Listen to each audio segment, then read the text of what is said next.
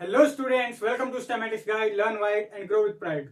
Video देरी से आने के लिए बहुत बहुत माफी चाहते हैं हम लोग। हमने बहुत ट्राई किया कि आपके सारे डिमांड्स को पूरी कर सके, बट अंत में ये हुआ कि पूरी नहीं कर सके। इसलिए ये सोचा गया है कि सिर्फ वेक्टर डिफरेंशिएशन और सॉलिड ज्योमेट्री को 100% कवर अप करवा दिया जाए और बाकी जो चैप्टर्स है उनके प्रीवियस ईयर क्वेश्चंस आप तक पहुंचा दिए जाए। ऐसा इसलिए है क्योंकि आपका रिसेंटली टाइम टेबल भी रिलीज हो गया है, जिसके तहत यूनिवर्सिटी आपके एग्जाम 18 जुलाई से कंडक्ट करवा रही है। ऐसे में आपकी प्रिपरेशन इतनी तो हो जानी चाहिए कि पास आउट हो जाए, और यही हमारा फोकस है, ताकि कोई भी किसी का भी बैकलॉग ना हो, कोई भी पीछे ना रह जाए।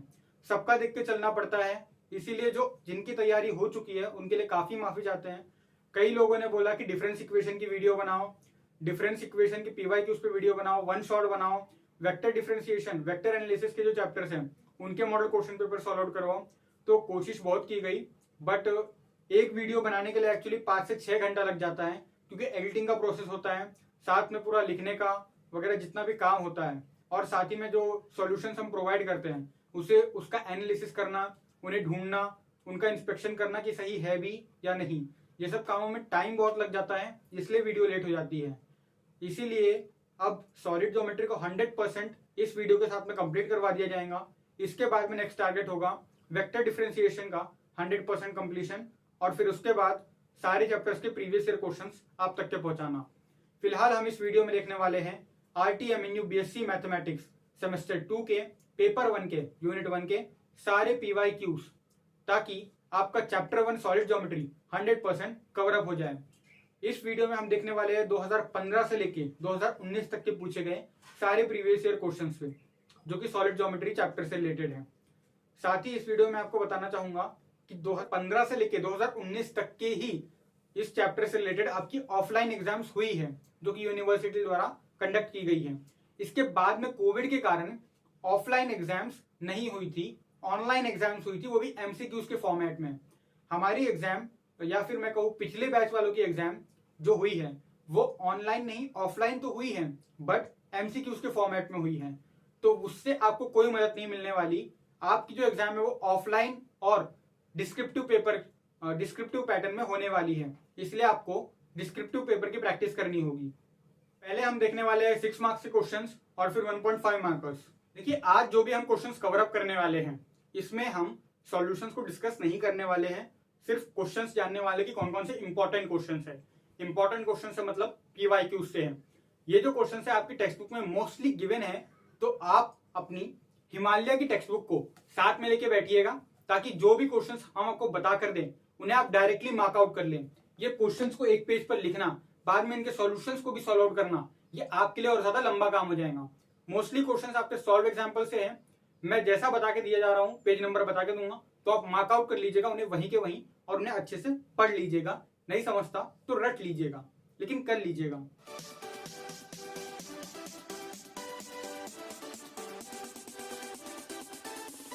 सबसे पहले हम देखने वाले हैं स्फीयर से रिलेटेड क्वेश्चंस, फिर कोन और फिर सिलेंडर। तो चलिए शुरू करते हैं। देखिए, सबसे पहले हमारा स्फीयर सेक्शन में पूछे गए क्वेश्चंस को कवर अप करने वाले हम। Question number 1, find the equation of the sphere which passes through the 4 points. 4 points given है और equation of sphere find out करनी है। ये 4 पॉइंट फॉर्म का क्वेश्चन है, जो कि आपको पेज नंबर 1.5 में जो सॉल्व एग्जांपल्स है उसके जैसा है। ठीक है, जो सॉल्व एग्जांपल नंबर 1 है उसी के जैसा है, तो आपको उसी को देख के इसे सॉल्व आउट करना है। ये क्वेश्चन पूछा गया है 2016 में। अगला क्वेश्चन है question number 2, show that the equation of the sphere passing through the 4 points. 4 points given है और ये हमें इक्वेशन है उस स्फीयर की, ऐसा प्रूफ करना है। देखिए, ध्यान से देखिए, तो क्वेश्चन नंबर 1 और 2 में जो पॉइंट्स है वो बिल्कुल सेम है। इसका मतलब जो आंसर आएगा वो भी सेम ही आने वाला है।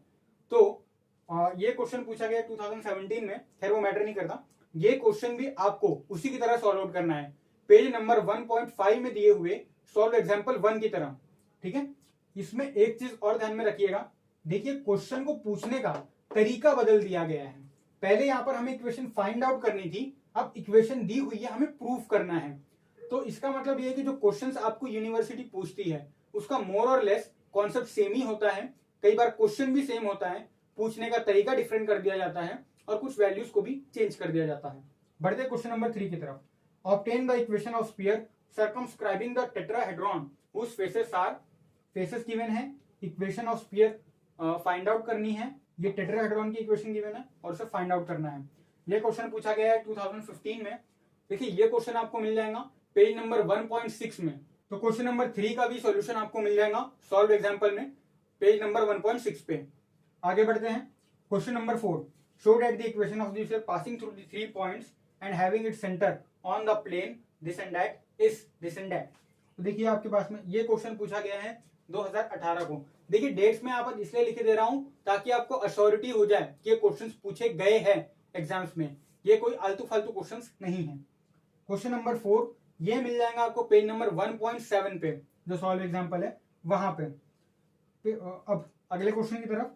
Question number 5, find the equation of the sphere which passes through the points 1, 0, 0, 0, 1, 0 and 0, 0, 1 and radius as small as possible. ये भी सिमिलर टाइप का क्वेश्चन है जो कि आपको सॉल्व एग्जांपल में मिल जाएगा वही पेज नंबर 1.7 पे। ये सारे क्वेश्चंस डिस्कस नहीं कर रहा हूं मैं ताकि वीडियो ज्यादा से ज्यादा लंबी ना हो, आपका टाइम बचे। अब हमारे पास में टाइम कम है तो जितना हो सके उतना टाइम बचाना है हमें। अगला क्वेश्चन है हमारा, a sphere of constant radius 2k passes through the point origin and meets the axis in ABC. Find the locus of the centroid of the tetrahedron OABC. हमें यहाँ पर लोकस फाइंड आउट करना है। ये locus का question है और ये बहुत ही इंपॉर्टेंट क्वेश्चंस में से एक है जो कि बीएससी आरटीएमएनयू की बीएससी में तो 2015 को पूछा गया था, लेकिन ये आज से ही नहीं, ये 30 साल पहले से पूछा जा रहा है कई कॉम्पिटिटिव एग्जाम्स में। दिल्ली यूनिवर्सिटी के बीएससी में ये 2 बार पूछा जा चुका है, 1992 और 1990 में।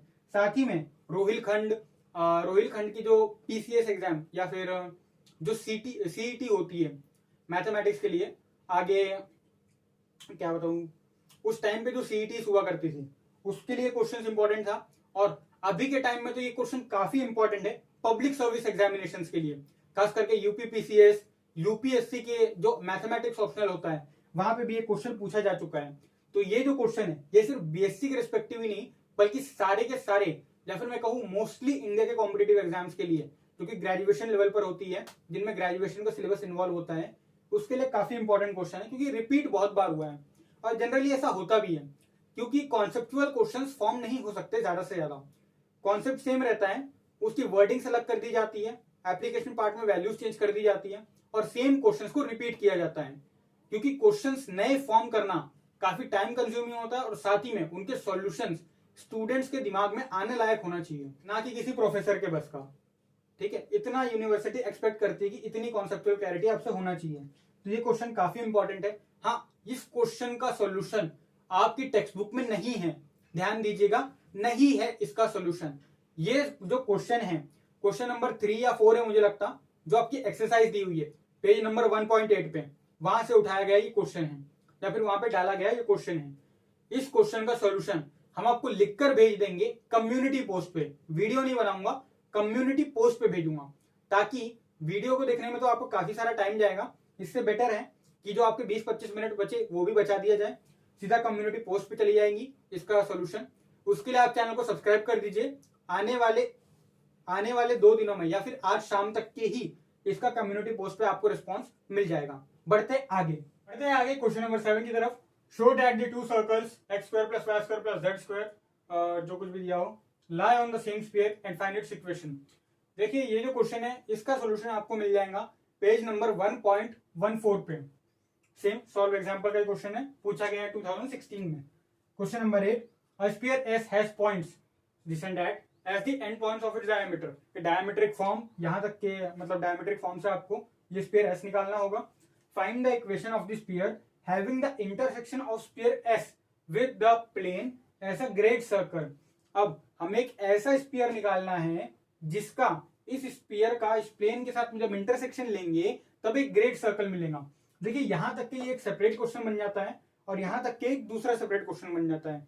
ये दोनों क्वेश्चन को आपको सॉल्व आउट करना पड़ेगा। पहले तो इसका इक्वेशन ही आपको निकालना पड़ेगा, उसके बाद में इन दोनों का इंटरसेक्शन, उसके बाद में वो जो स्फीयर आएगा उसका इंटरसेक्शन इस प्लेन के साथ में लेना होगा और ग्रेट सर्कल फॉर्म होना चाहिए। ऐसा मतलब ग्रेट सर्कल की फिर वहां पर कंडीशन लगानी पड़ेगी। उसके बाद में फिर ग्रेट सर्कल के साथ में जो स्पीयर हमको निकालना है उसका इंटरसेक्शन करवाना पड़ेगा। थोड़ा सा लंबा है लेकिन हो जाएगा। अगर नहीं होता है तो कम्युनिटी पोस्ट पे चेक कर लीजिएगा, ये क्वेश्चन आपकी टेक्स्ट बुक का नहीं है। पहले बता के दे रहा हूँ, ना आपको ये एक्सरसाइज में मिलेगा ना आपको सॉल्व एग्जाम्पल मिलेगा, ये किसी सेपरेट ही रेफरेंस बुक से निकाला गया है। जहां तक कि मुझे लगता है ये शांति नारायण का क्वेश्चन है, यानी कि जो डीके मित्तल और शांति नारायण की जो बुक है एनालिटिकल सॉलिड ज्योमेट्री, उस बुक से क्वेश्चन लिया गया है। बढ़ते क्वेश्चन नंबर 9 की तरफ। Find the equation of the sphere for which the circle x² + y² + z², फिर this and that is a great circle. बस ग्रेट सर्कल के यहाँ पर कंडीशन लगा लेना है, वो सर्कल आपको गिवन ही है। ये क्वेश्चन भी इजी है, आपसे हो जाएगा। इसका सोल्यूशन आपको मिल जाएगा पेज नंबर 1.15 पे। ये भी आपसे हो जाना चाहिए। और हाँ, एक चीज ध्यान में दीजिएगा, ये जो क्वेश्चन है 2 बार पूछा गया है, 2016 में भी और 2018 में भी, यानी कि बीएससी में क्वेश्चंस रिपीट हो सकते हैं और रिपीट होते भी है। आगे देखेंगे हम कितना रिपीट होते हैं।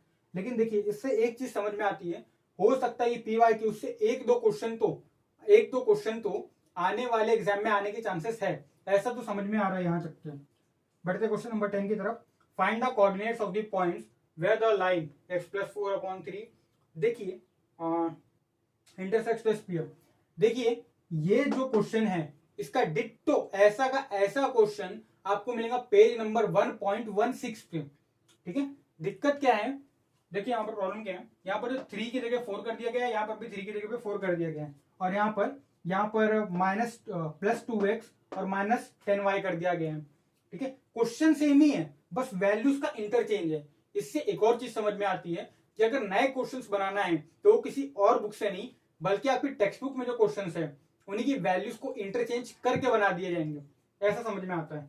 साथ ही में ये जो क्वेश्चन है आपकी पेज नंबर 1.16 की एक्सरसाइज में भी दिया हुआ है, कुछ चौथा पांचवा छठवां क्वेश्चन होगा, तो उसी में से जिसका आंसर आपको मिल जाएगा। देखिए मेरे हिसाब से यहाँ पर तो आपको डायरेक्टली पता लग जाएगा। यहाँ पर देखिए एक्स और वाई के कोऑर्डिनेट्स को इंटरचेंज कर दिया गया है। ठीक है, इसका मतलब ये कि जो हमारा फाइनल आंसर आएगा उसमें भी एक्स और वाई के कोऑर्डिनेट्स का इंटरचेंज होगा। ये क्वेश्चन आप सिमिलर वे में कर सकते हैं, जो कि पेज नंबर 1.6 में जो टॉप पे सॉल्व एग्जांपल है वैसे सॉल्व आउट किया गया है। आगे question number 11। Prove that the circles this and that lie on the same sphere and find its equation. Similar question है जैसा हमने डिस्कस किया है यहाँ पर क्वेश्चन नंबर 7 और 11। बस कॉन्सेप्ट वही है, बस क्या किया गया है, इक्वेशंस को चेंज कर दिया गया है।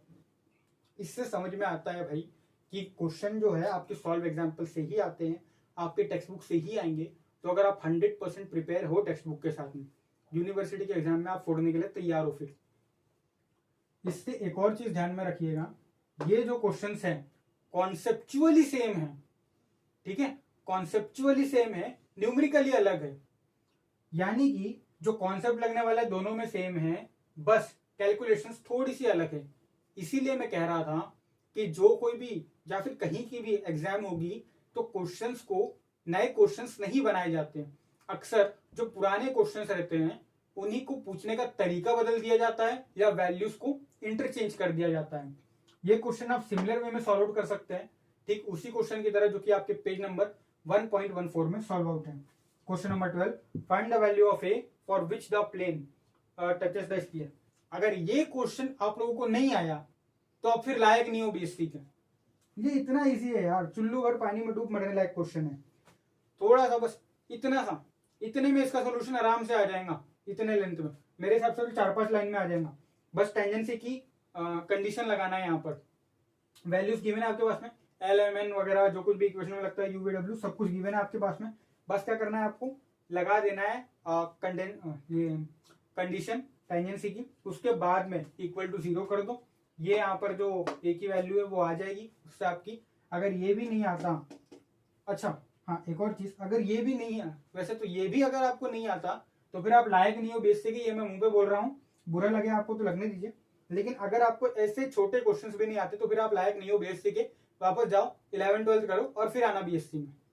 ठीक है, इस क्वेश्चन का आंसर जिसको भी पहले मिले कमेंट कर देना कमेंट सेक्शन में, उसको मैं वेरीफाई करूंगा। अगर सही है तो उस कमेंट को हार्ट मिल जाएगा, गलत है तो बता दिया जाएगा कमेंट में।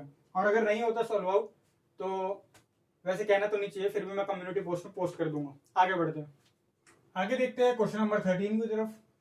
Show that the plane LX + MY + NZ is equals to P which will touch the sphere if condition of tangency है ये।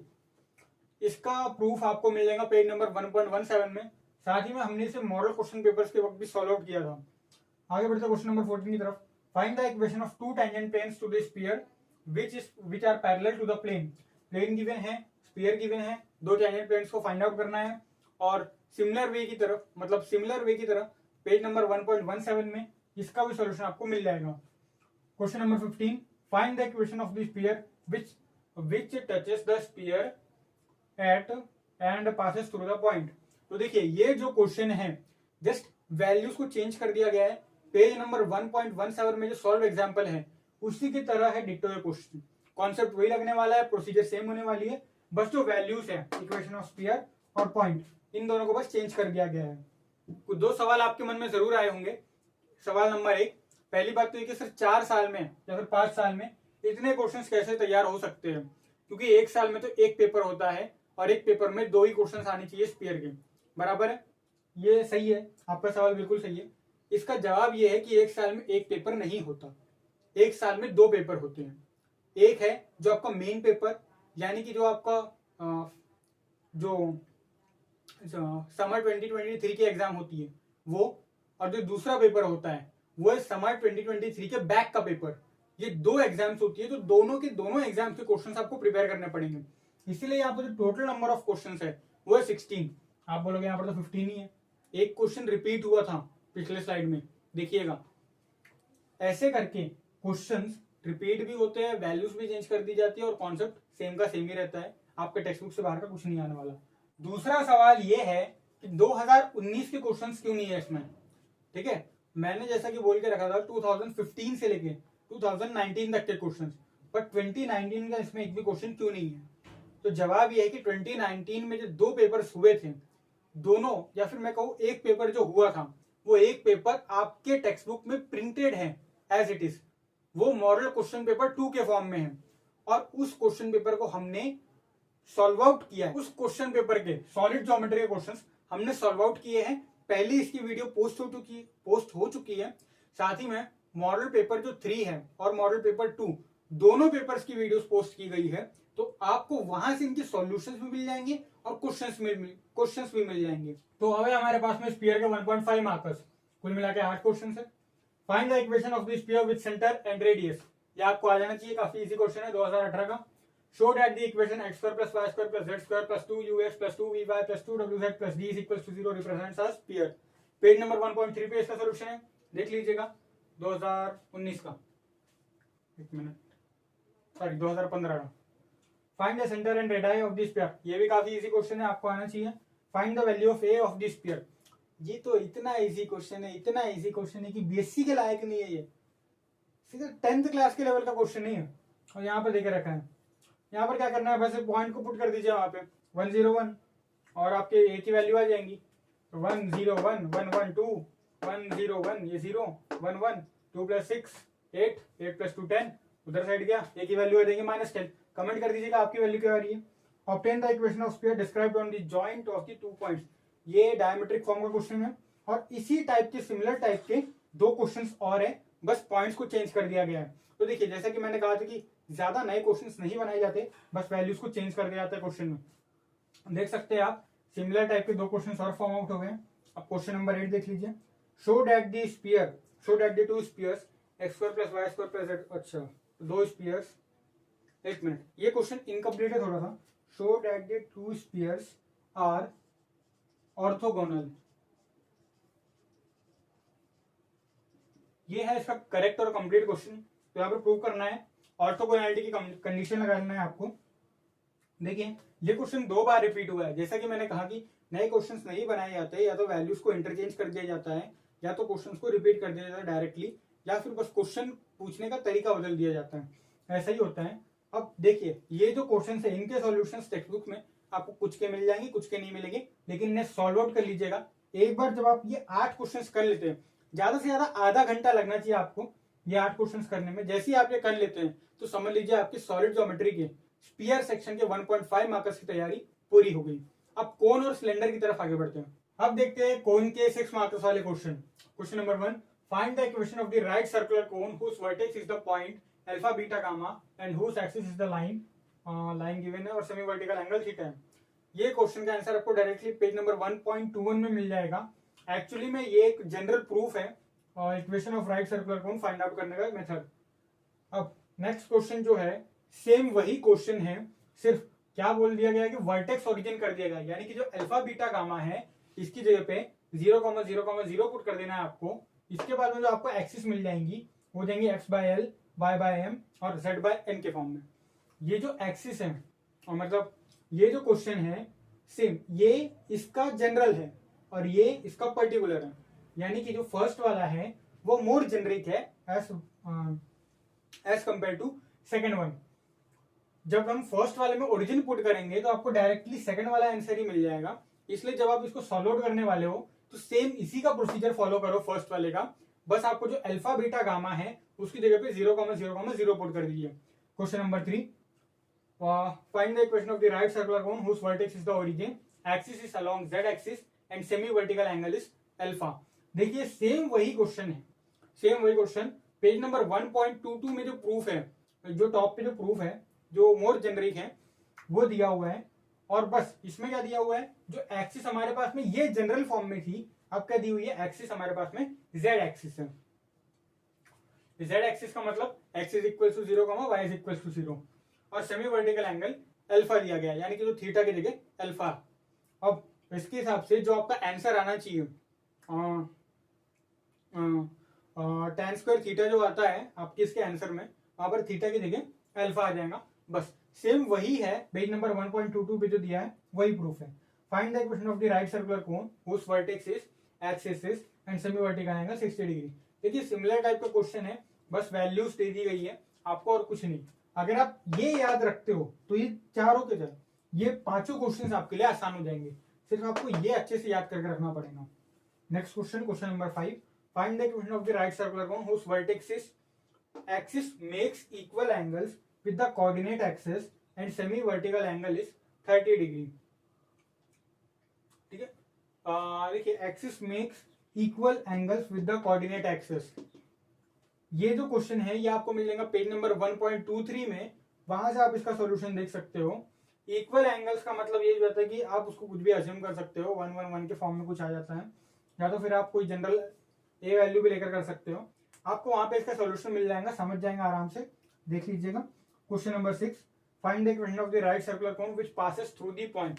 ये कोन की इक्वेशन पास हो रही है एक पॉइंट से and has its vertex eight the origin, vertex origin है लाइन, यानी कि एक्सिस दी हुई है। ये जो क्वेश्चन है ये आपको मिल जाएगा पेज नंबर 1.24 पे, जो आपका एक्सरसाइज है वहां पे मिल जाएगा। और ये क्वेश्चन 3 बार रिपीट हुआ है लगातार हर साल 15, 16, 17 में। वो हो सकता है बैक के पेपर में एक बार आया हो और एक बार आपके मेन एग्जाम में, वो वैरी कर सकता है, लेकिन ये 3 साल लगातार रिपीट हो रहा है, ये काफी बड़ी बात हो जाती है। इसका मतलब क्वेश्चंस कितने ज्यादा रिपीट होते हैं। हायर चांसेस है कि हमने जितने भी पीवाईक्यूज किए हैं उनमें से कुछ ना कुछ क्वेश्चंस आपको मिल जाएंगे, कुछ नहीं तो कम से कम 1 या 2 क्वेश्चन तो यहाँ से जरूर फंसने वाला है। यहाँ तक तो हो जाता है आपका 6 मार्क्स कंप्लीट। अगर ये आपसे सॉल्व आउट नहीं होता है तो आप कमेंट कर दीजिएगा, इसका मैं सॉल्यूशन लिखकर आपको कम्युनिटी पोस्ट पे सेंड आउट कर दूंगा। उसके लिए लेकिन आपको चैनल को सब्सक्राइब करना पड़ेगा, इसलिए जरूरी है आपको सॉल्यूशन के लिए चैनल को सब्सक्राइब कर लेना। अब देखते हैं कोन के 1.5 मार्क्स वाले क्वेश्चन। Question number 1, define right circular कोन। ये क्वेश्चन बहुत ही सिंपल है, फिर भी लोग गलत करके आते हैं। रीजन बताकर देता हूं। यहां पर बोला गया है राइट सर्कुलर कोन, वो लोग क्या करते हैं बस कोन की डेफिनेशन लिख कर आ जाते हैं और यही गलत हो जाता है। इसका आंसर आपको पेज नंबर 1.21 पे मिल जाएगा। ये क्वेश्चन 2 बार रिपीट हुआ है, लेकिन आपको ताज्जुब होगा कि ये और राइट सर्कुलर सिलेंडर की डेफिनेशन दोनों साथ में पूछी गई थी 1.5 मार्क्स के लिए तो 2018 में। ऐसा क्वेश्चन पेपर मायने रखता है वैसे काफी, कि मतलब अगर ऐसी डेफिनेशन पूछी जा रही है। साथ में एक और चीज कि वर्टेक्स, इसके जो वर्टेक्स है जनरेटर है उनकी डेफिनेशन भी लिख कर आना। हो सकता है कि अगर मॉडरेटर कोई झगड़ा वगड़ा करके बैठा हो या फिर थोड़ा गुस्से में हो या फिर आपको मार्क्स अच्छे खासे ज्यादा मिल रहे हो तो यहाँ पर आपके मार्क्स काट दिए जाए, ठीक है। तो इसलिए रेडियस, वर्टेक्स, जनरेटर सबकी डेफिनेशन लिख कर आइएगा। 2 लाइन ज्यादा लगेंगी, 2 मिनट ज्यादा लगेंगी, चलेगा, लेकिन मार्क्स छोड़ने का नहीं। Question number 2, if the vertex of the right circular cone is at the origin then find the equation of generator of cone with direction ratios 1, 2, 3। एकदम सिंपल क्वेश्चन है, लेकिन आएगा नहीं किसी को। रीजन बता कर देता हूं, लोग ना पुराने कॉन्सेप्ट्स को भूल जाते हैं। ये इतना सिंपल क्वेश्चन है, इतना सिंपल क्वेश्चन है कि अगर मैं क्वेश्चन दे दूं किसी 12th क्लास के बच्चे को, वो कर देगा जिसने वेक्टर और 3D को पढ़ा है, लेकिन बेसिक वाले नहीं कर पाएंगे। क्यों नहीं कर पाएंगे भाई? बेसिक ही नहीं आता उनको।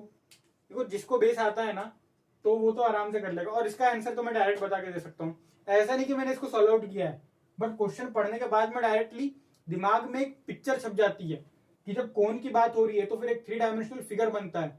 मैंने आपको ये सब वन शॉट में एक्सप्लेन किया था कि वर्टेक्स, जनरेटर, रेडियस सब कैसे फॉर्म आउट होता है। ठीक है, तो अब यहाँ पर क्या बोल रहा है, देखिए इसका सॉल्यूशन हम लोग यहाँ पर डिस्कस कर लेते हैं। आंसर आने वाला है x/1 is equal to y/2 is equal to z/3। तो आपको इतना तो पता ही होगा कि किसी भी लाइन को लिखने के लिए क्या चाहिए होते हैं, 2 पॉइंट्स चाहिए होते हैं। 2 पॉइंट्स वाली लाइन को कैसे लिखते हैं 3D में, x माइनस, ये समझ लीजिए एक पॉइंट है हमारे पास में अल्फा, बीटा, गामा, तो ये हो जाएगा x minus alpha is equal to y minus beta upon z minus gamma. ये इनके अपॉन में क्या आ जाएंगे, एक दूसरे पॉइंट के डायरेक्शन रेशियोज। सपोज कर लेते हैं वो है ओरिजिन। ठीक है, तो यहाँ पर लिख दो direction ratios 1 2 sorry alpha minus 0, beta minus 0, gamma minus 0। ये लाइन अगर ये 2 पॉइंट से पास आउट हो रही है तो उसकी इक्वेशन ये आएगी। अब यहाँ पर इसके दो आंसर आ सकते हैं। एक आ सकता है x/1 is equal to y/2 is equal to z/3, या फिर एक और फॉर्म में इसका आंसर आ सकता है x-1/1 is equal to y-2/2 is equal to z-3/3। तीनों सेम होने वाले हैं, कोई भी गलत नहीं है। तो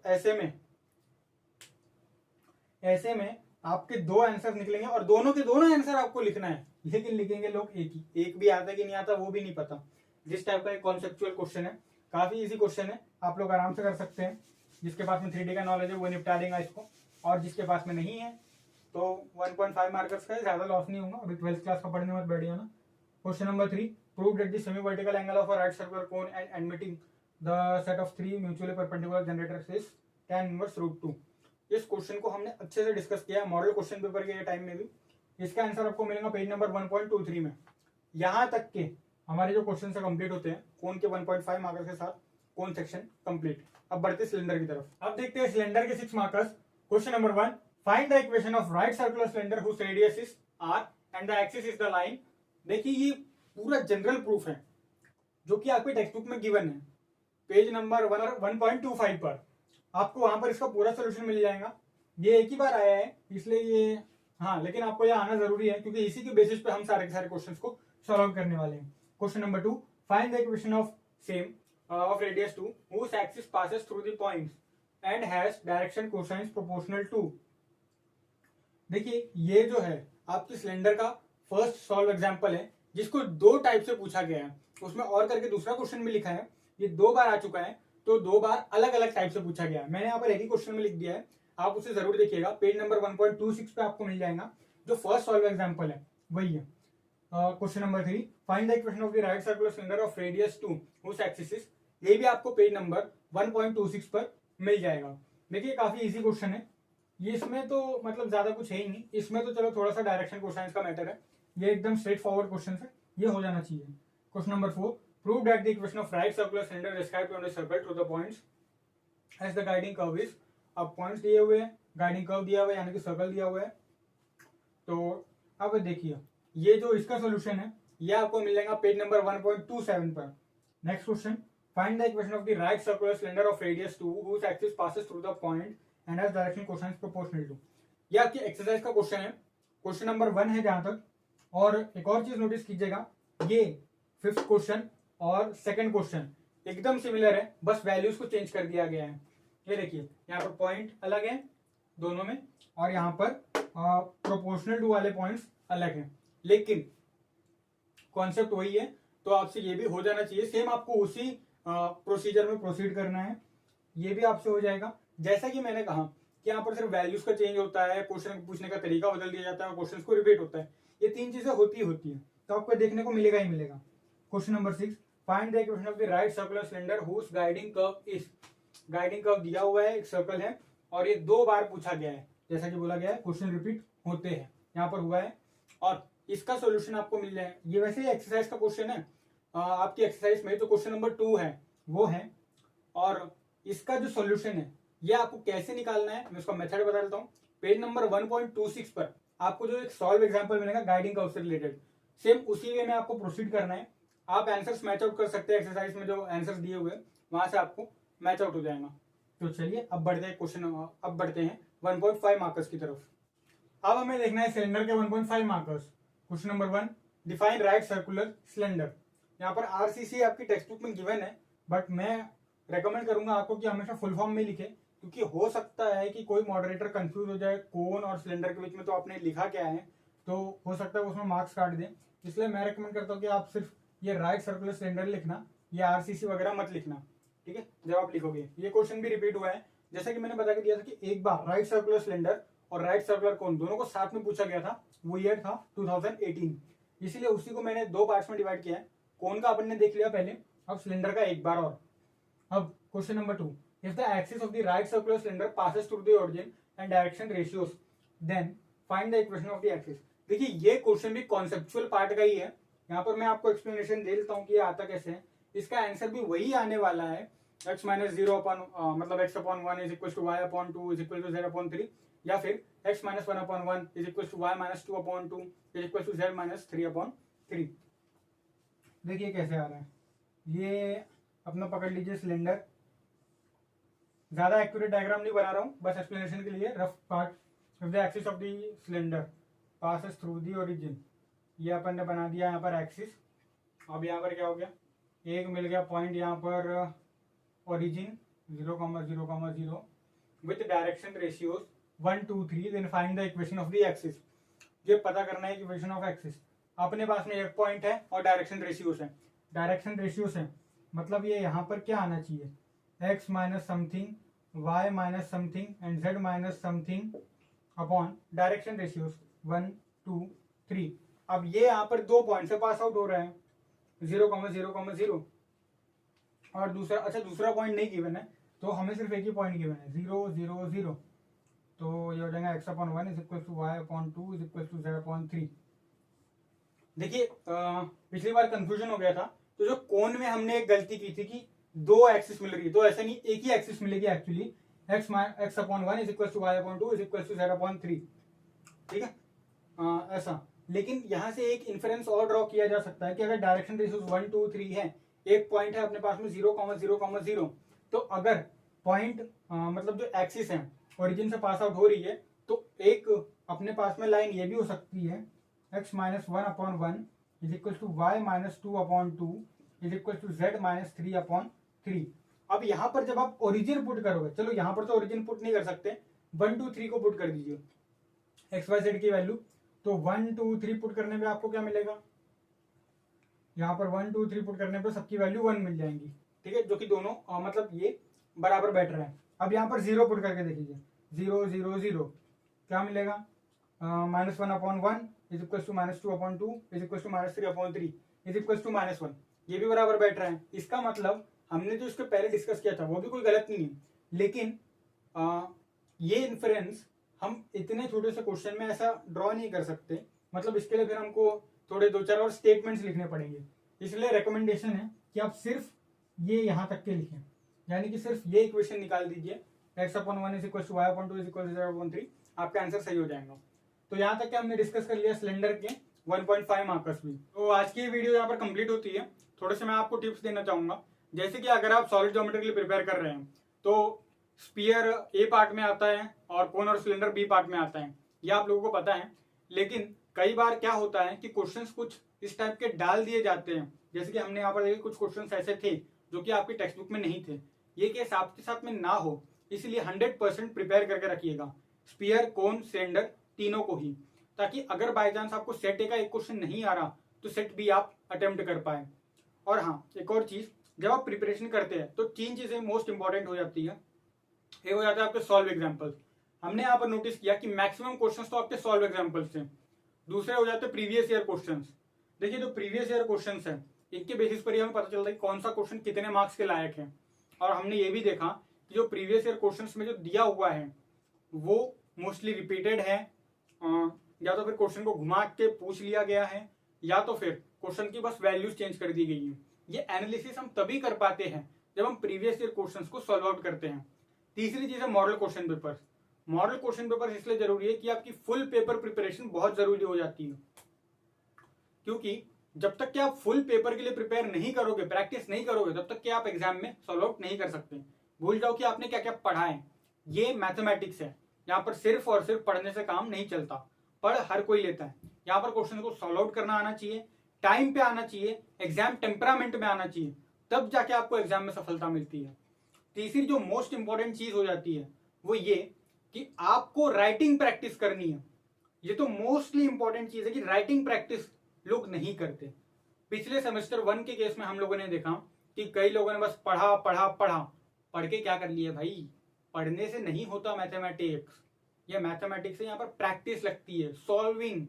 जितना ज्यादा आप सॉल्व आउट करोगे, भले ही आपको क्वेश्चन कितनी भी बार क्यों ना आता हो, ठीक है, लेकिन उसे एक ना एक बार तो प्रैक्टिस करके देखिए कि क्या गलती हो रही है, कहाँ पे अपनी कैलकुलेशन मिस्टेक हो रही है, क्या नहीं आ रहा, कॉन्सेप्चुअल मिस्टेक क्या है, प्रोसीजर मिस्टेक क्या है, या फिर कोई दूसरी टाइप की मिस्टेक जैसे कि wrong substitution of values, wrong substitution of formulas, wrong concept, question not read correctly. ऐसी कई सारी गलतियां हो सकती है भाई। ये गलतियों से आप तभी उबर पाएंगे जब आप राइटिंग प्रैक्टिस करोगे। इसलिए मैथमेटिक्स में राइटिंग प्रैक्टिस बहुत जरूरी हो जाती है। जो आपको सोर्सेस है वो आपको पता ही है।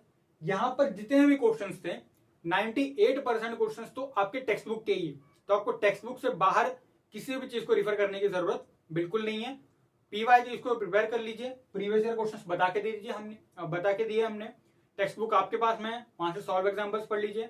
मॉडल क्वेश्चन पेपर हमने सॉल्व आउट किए हैं। और अगर आपको मैथमेटिक्स को छोड़ के दूसरे किसी भी क्वेश्चन पेपर को डाउनलोड करना है तो उनके लिए 2 वीडियोस बनाई गई हैं।